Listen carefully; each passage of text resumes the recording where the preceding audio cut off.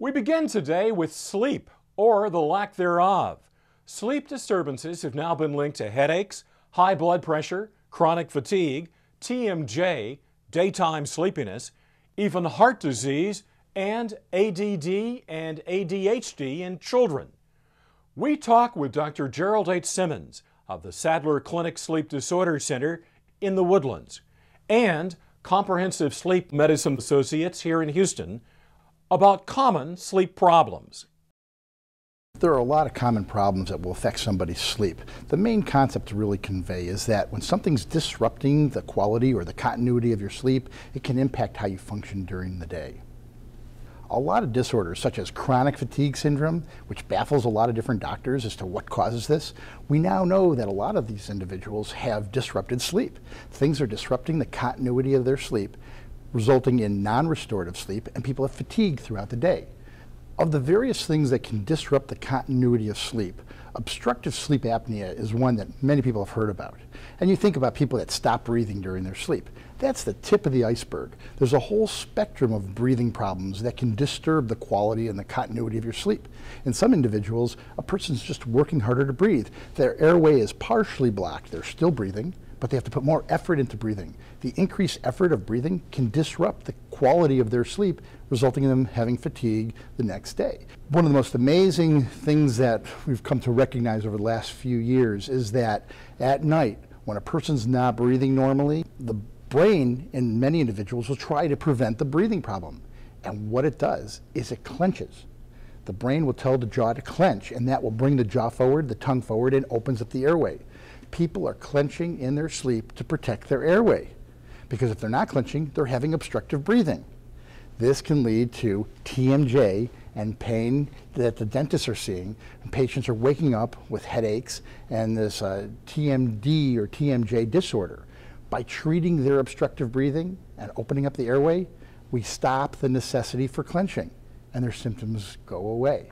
I had severe headaches, and the headaches were where I couldn't get out of bed. My jaw pain and with the TMJ and the nausea, and I could not sleep. And so anyway, they referred me to Dr. Simmons' office and found that the TMJ was linked to the sleep apnea, and it was just a puzzle piece that was out for the last 25 years, and found that the TMJ was linked to the sleep apnea. And I'm feeling much better. I'm rested. Normally I wouldn't be really fatigued at 2 o'clock in the afternoon, and now I'm just rocking and rolling. It's clearly recognized now that when a person's not going to get proper sleep, it's going to affect how they concentrate during the day. And there are a lot of people, especially kids, that have been diagnosed with ADD or ADHD that actually have a sleep disorder as the underlying cause.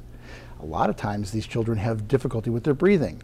They have something similar to the obstructive sleep apnea condition, something that's called the upper airway resistance syndrome. That's where there's a partial blockage, making it a little bit harder to breathe, and that decreases the quality of their sleep, and it results in them having difficulty focusing and concentrating during the day.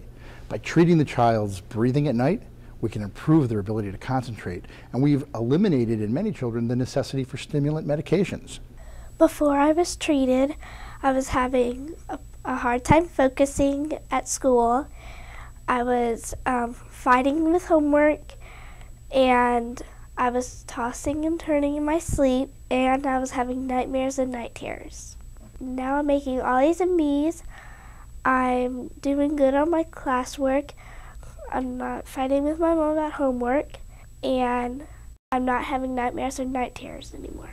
Now that we know that treating her breathing helps her sleep, now it's a matter of focusing on orthodontics, because the orthodontist can help open up the airway, widen the hard palate, bring the mandible forward, and then the goal is to get the child off CPAP once the orthodontics are complete. The CPAP machine, in the beginning I was a classic male. I hated the thing. I disliked it so much I wasn't sure I would ever actually be able to use it. However, about 5 or 6 months ago I finally did a follow-up visit. Shouldn't have waited that long, but I did. He changed, gave me a different mask. And that different mask is what basically allowed me to actually start getting the full advantage of the sleep. We asked Mr. Harris how his life has changed. My life's completely changed. I'm not getting, I could certainly go where I need to go. My memory has improved. My energy level has improved. I don't forget people's names. I don't fall asleep at red lights. I don't fall asleep when I pull in parking lots. I'm able to, I wouldn't say I'm 20 years or even 30 years old again, but my energy level and my ability to function, has probably not been this good in 10 or 15 years. If you look at what we knew 50 years ago and what we know now regarding sleep, it's amazing how much information we've accumulated. There's actually a field of sleep disorders medicine that focuses in on this topic. And when you take this knowledge and we apply it to patients nowadays, our future is so much more promising because we understand, for example, cardiovascular disease, how it develops during the night when someone isn't breathing properly. So by making an intervention early, before we have heart failure and high blood pressure, we can actually prevent or decrease the occurrence of stroke, high blood pressure, heart attacks.